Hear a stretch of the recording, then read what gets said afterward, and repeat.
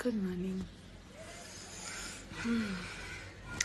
কাল রাতে তাড়াতাড়ি ঘুমিয়ে গেছিলাম, যার জন্য আজকে সকাল সকাল উঠে, এখানে যদিও এটা সকাল না, এটা বেলা, আমার জন্য সকাল, কারণ আমি জীবনে 8টায় ঘুম থেকে উঠি না, আজকে উঠে গেছি, তো ডেফিনেটলি আমার জন্য এটা অনেক সকাল। বাট এখানকার অবস্থা আমি দেখাচ্ছি, মানে এখন কতটা লোকজন এসে গেছে অলমোস্ট বাড়িতে।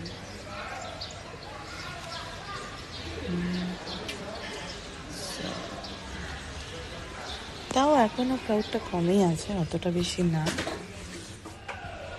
কি করছো না?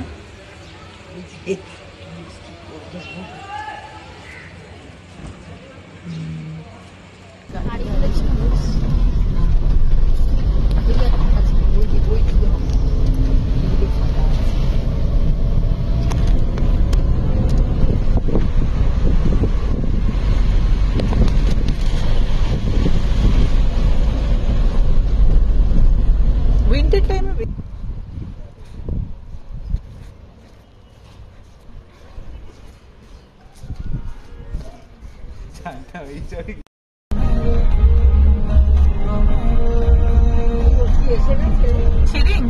ফোন তো করলো, ওর কথা ও আমার কথা শুনতে পাচ্ছে না নেটওয়ার্ক প্রবলেমের জন্য। হ্যাঁ, কল করবো।